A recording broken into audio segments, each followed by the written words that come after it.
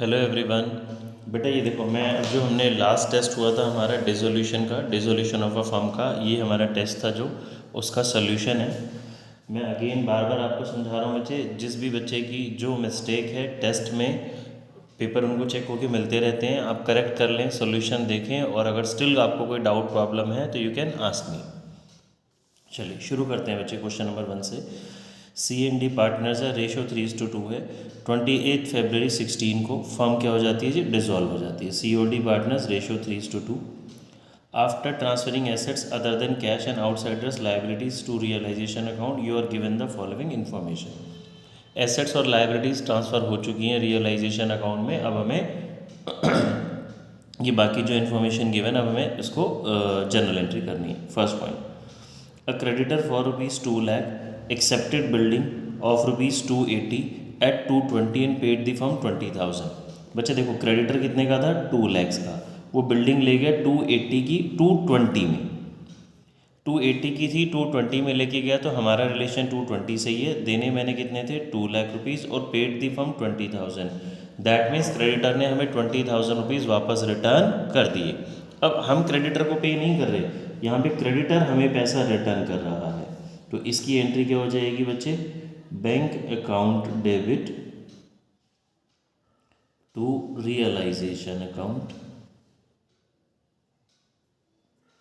क्योंकि अगर हमारा बैंक इंक्रीज़ हो रहा है, पैसा आ रहा है, तो बैंक डेबिट में जाएगा और रियलाइजेशन के क्रेडिट में जाएगा। सेकंड पॉइंट,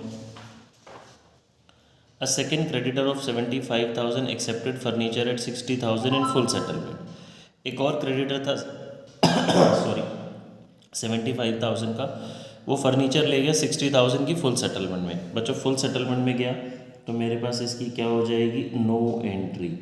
एसेट्स के बदले में लायबिलिटीज आएंगी तो नो एंट्री है। Third point, a third creditor, एक और क्रेडिटर है 80,000 का, वो 20,000 उसको हम कैश में देते हैं और इन्वेस्टमेंट देते हैं 65,000 की फुल सेटलमेंट में। बच्चे 80,000 की क्रेडिटर को 65 की आपने इन्वेस्टमेंट दे दी और 20,000 कैश दे दिए, तो ये तो मेरी एसेट्स और लायबिलिटीज़ कैंसिल हो गई, इसकी कोई एंट्री नहीं होगी। 20,000 का जो मैंने कैश देने दिया है इसकी एंट्री होगी, बस मैंने क्रेडिटर को पे करा, तो इसकी एंट्री मेरे पास आ गई, realisation account debit to bank. Realisation account के डेबिट में आएगा बैंक के नाम से 20,000। Next point, loss on dissolution. Dissolution में लॉस हुआ जी, देखिए पार्टनर्स के नाम आपको मेंशन है, तो मेरी एंट्री क्या हो जाएगी, लॉस होता है रियलाइजेशन के क्रेडिट साइड में, C's capital account debit, D's capital account debit to realisation account. Loss हुआ है जी 7,500 का, रेशो है 3:2, तो 4,500 एंड 3,000। ठीक है जी, नेक्स्ट क्वेश्चन पे आते हैं। Question number 2, point number 1।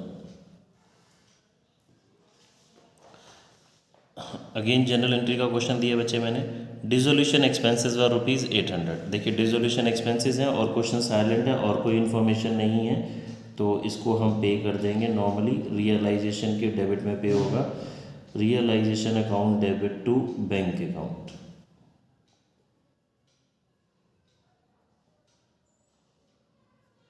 Second,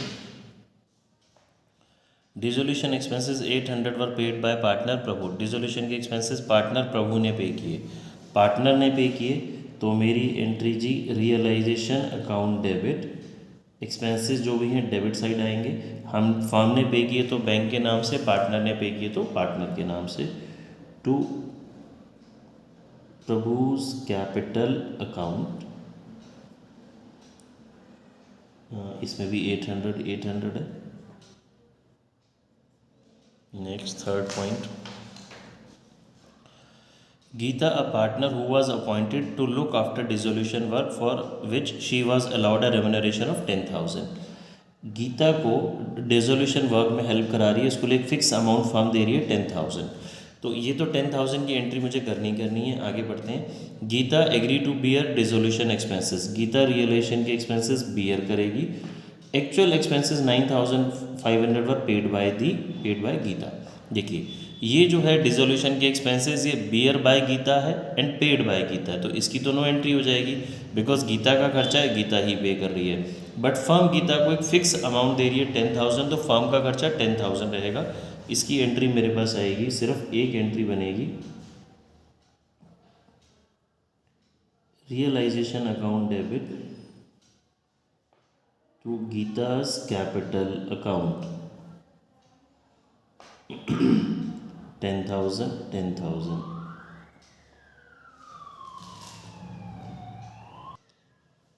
देखिए बच्चों नेक्स्ट पॉइंट पे आते हैं।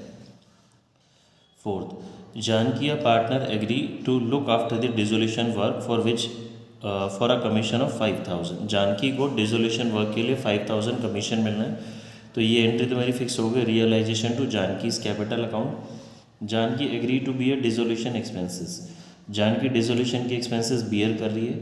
Actual expenses 5,500 were paid by Mohan another partner. तो ये क्या हो गया बच्चे, bear by Janaki paid by Mohan. तो पहले तो जो 5,000 उसको मिल रहा है फिक्स, उसकी हम एंट्री करते हैं। ये फर्म का एक्सपेंस है, तो इसकी एंट्री हो गई realisation account debit to Janaki's capital account. ये मिल रहा है जी कितना, 5,000। एंड जो रिजोल्यूशन के एक्सपेंसेस हैं इसमें हम लगाएंगे वही जो हमने पढ़ा था बच्चे, बियर जो पार्टनर करता है वो डेबिट में आ जाएगा, ब्रेक दी प्रेशर, और जो पे करता है वो क्रेडिट में आ जाएगा। Janaki's capital account debit to Mohan's capital account. ठीक है, ये फोर्थ की दो एंट्रीज हो गई। फिफ्थ पॉइंट पे आते हैं। फिफ्थ में कहता है जी, a partner Kavita agree to look after dissolution process for which a commission of ₹9,000। Kavita को डिसोल्यूशन प्रोसेस के लिए 9,000 का कमीशन मिल रहा है। She also agreed to bear dissolution expenses, वो डिसोल्यूशन एक्सपेंसेस को बियर करेगी। और कविता फर्नीचर ले जाती है कमीशन के अगेंस्ट में 9,000 का। अब देखिए बच्चे इसकी ना दो एंट्री हो सकती हैं या नो एंट्री होगी। पहला तो जो उसको फर्म 9,000 रुपीज़ फिक्स दे रही है, तो इसकी एंट्री हो गई realisation account debit to Kavita's capital account.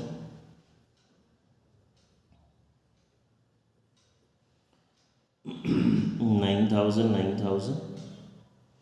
दूसरा, वो जो फर्नीचर टेक ओवर कर रही है, Kavita's capital account debit to realisation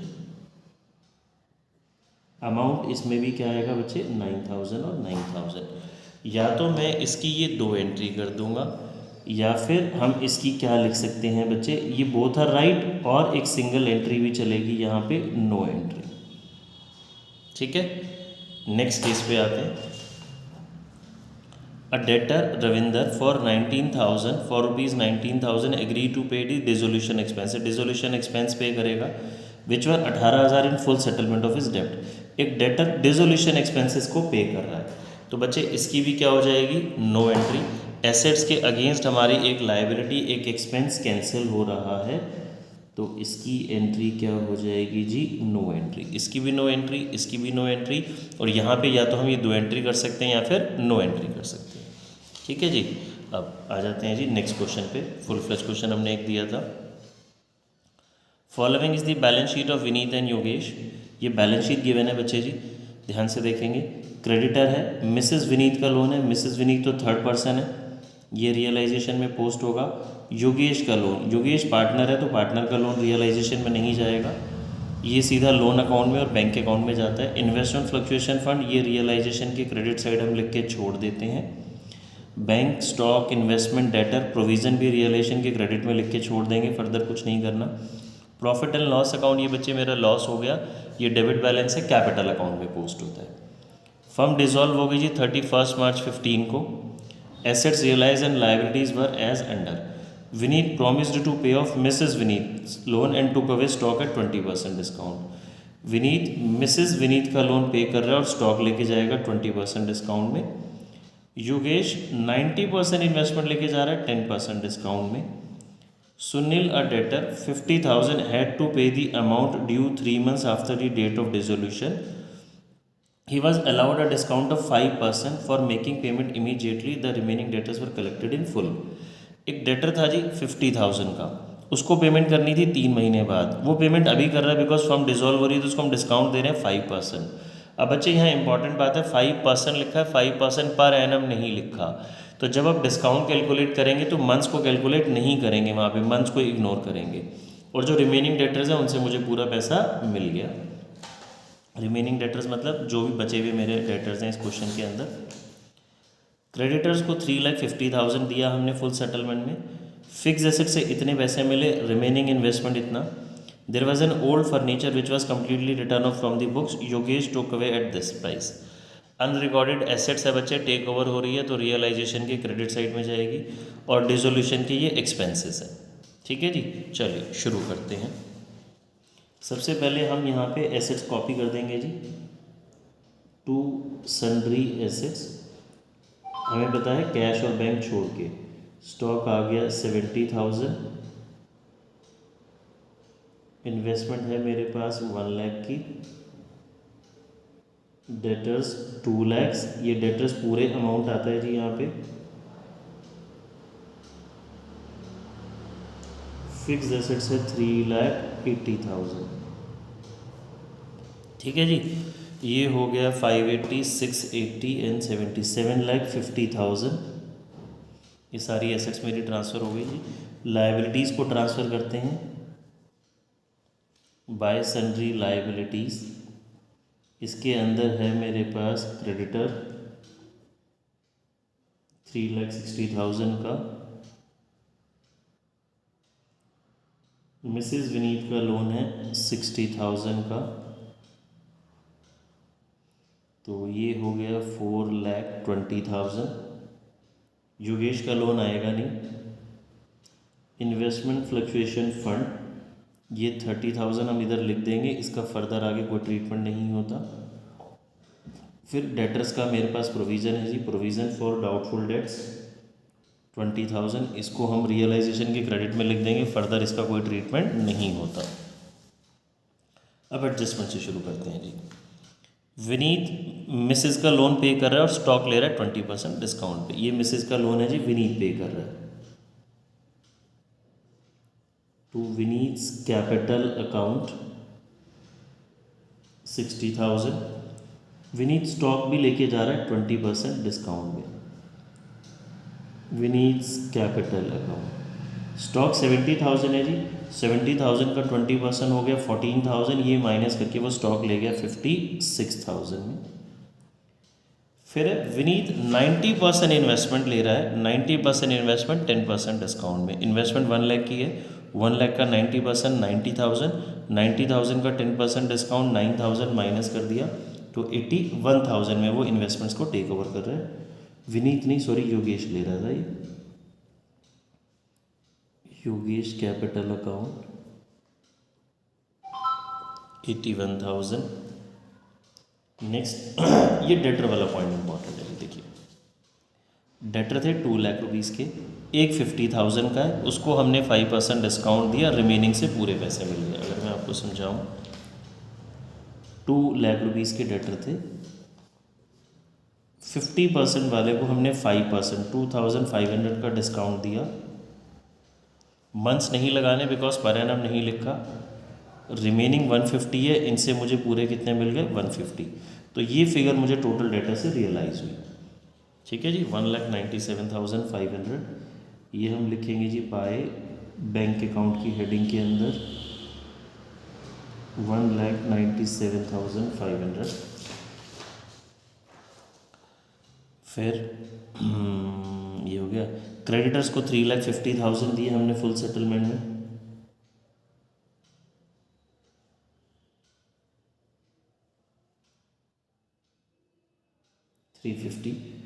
fix asset से नेक्स्ट पॉइंट में जी, फिक्स एसेट से रियलाइज हुए 2,82,000।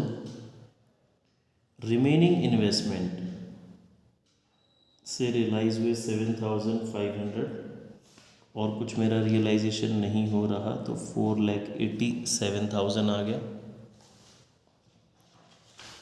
फिर एक ओल्ड फर्नीचर था जी, बुक से राइट ऑफ हो चुका था, योगेश ले गया, तो by Yogesh capital account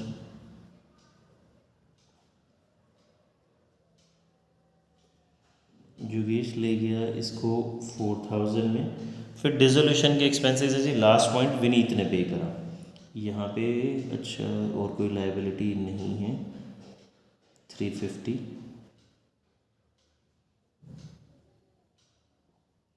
to Vineet capital account, Vineet ने डिसोल्यूशन के एक्सपेंसेस पे करे। ठीक है जी, सारा क्वेश्चन हो गया। बच्चे मुझे एग्ज़ाम में ज़रूर चेक करना है क्या कोई ऐसी लायबिलिटी तो नहीं है जो पे होने से रह गई हो, या कोई ऐसी टेंजिबल एसेट जिसके बारे में क्वेश्चन में इंफॉर्मेशन नहीं है। तो अगर कोई ऐसी टेंजिबल एसेट्स है तो मुझे उसको सेल करना पड़ेगा। देखिए, क्रेडिटर मिसिज विनीत लोन दोनों हो चुके। योगेश का लोन तो बैंक अकाउंट और लोन अकाउंट में जाएगा, रियलाइजेशन में आता ही नहीं है। सारी एसेट्स की भी बात हो चुकी। तो यहाँ पे हम चेक कर लेते हैं जी, हमारे पास हमने ये कर दिया, ये हो गया 360। हाँ जी, ये डन। मेरे पास क्रेडिटर वाली फिगर मैं लिख चुका, एक बार क्रॉस चेक कर लेते हैं। 56, 81, यस डन जी, ये सारा काम हो गया। अब डिफरेंस आ रहा है बच्चे मेरे पास क्रेडिट साइड में, ये आएगा लॉस। क्वेश्चन में रेशो गिवन नहीं है तो जी इक्वल, हमारे पास पार्टनर हैं विनीत एंड योगेश। 32,000। ठीक है बच्चे, इस क्वेश्चन में मुझे रियलाइजेशन बैंक और कैपिटल बनाना है, मेन रियलाइजेशन ही होता है। अब आ जाते हैं हम कैपिटल अकाउंट पे। पार्टनर्स कैपिटल में बच्चे अब आ जाते हैं हम कैपिटल अकाउंट में।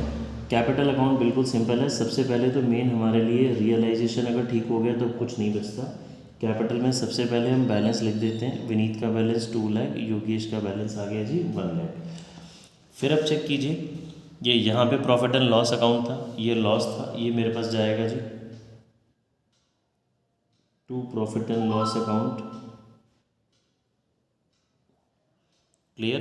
अब यहाँ से जस्ट बच्चे मुझे अब क्रॉस पोस्ट करना है। देखिए, यहाँ विनीत का कैपिटल का नाम है, डेबिट साइड है, ये विनीत का नाम है, डेबिट साइड है रियलाइजेशन में, तो कैपिटल के कहाँ पोस्ट हो जाएगा, क्रेडिट साइड में।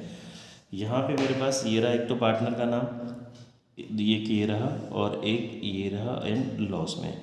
तो सारी एंट्री मैं कहाँ लिख दूंगा जी, ये रियलाइजेशन के क्रेडिट में है तो पार्टनर्स के कहाँ शिफ्ट हो जाएंगी, डेबिट साइड में।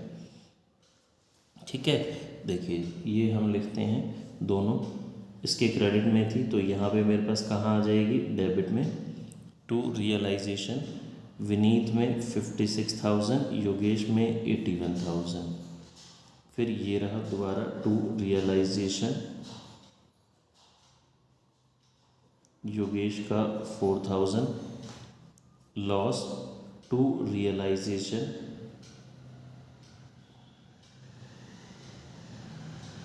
$32,000। ठीक है जी, एंड यहाँ से लिखते हैं, ये दो एंट्रीज़ हैं मेरे पास। देखिए, एक विनीत की और ये दोबारा विनीत की है, तो ये भी कहाँ जाएगी जी, रियलाइजेशन के क्रेडिट में, सॉरी रियलाइजेशन के डेबिट में थी तो पार्टनर के क्रेडिट में। विनीत के क्रेडिट में 60,000 एंड बाय रियलाइजेशन 2,000। देखिए बच्चों, कैपिटल अकाउंट मेरा पूरा हो गया। अब हमें पता है डिसोल्यूशन में कैपिटल अकाउंट में आपने बैलेंस सीधी तो लिखना नहीं, डिफरेंस होता है टू बैंक और बाय बैंक। या तो पार्टनर पैसा बच रहा है तो घर ले जाएगा, कम है तो पैसा ले आएगा।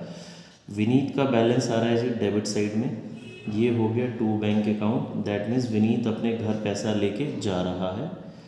एंड इसका आएगा मेरे पास योगेश का क्रेडिट साइड में, दैट मीन्स वो अपने घर से पैसा लेके आ रहा है 37,000। आई होप सभी को बात समझ में आ गई होगी।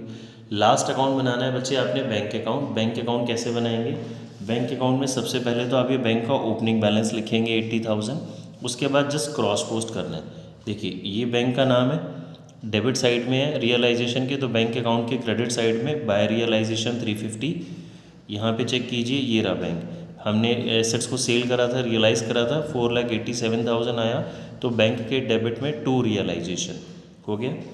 देन यहाँ पे आते हैं, ये रहा जी मेरा डेबिट साइड में, तो बैंक के क्रेडिट में बाय विनीत कैपिटल, ये क्रेडिट साइड है, तो योगेश के डेबिट में टू रियलाइजेशन। ठीक है बच्चों, समझ में आया। एक और इम्पॉर्टेंट चीज़ मैं बैंक अकाउंट बना के नहीं बता रहा, ये बच्चे भूल जाएंगे, योगेश का लोन अकाउंट, ये नहीं भूलना बच्चे। ये आपका कहाँ पोस्ट होगा, बैंक अकाउंट के क्रेडिट में बाय योगेश लोन के नाम से। ठीक है, आई होप सभी को सॉल्यूशन समझ में आ गया होगा बच्चे। ये टेस्ट बहुत ईजी था। चलिए मिलते हैं नेक्स्ट टेस्ट के साथ, बाय।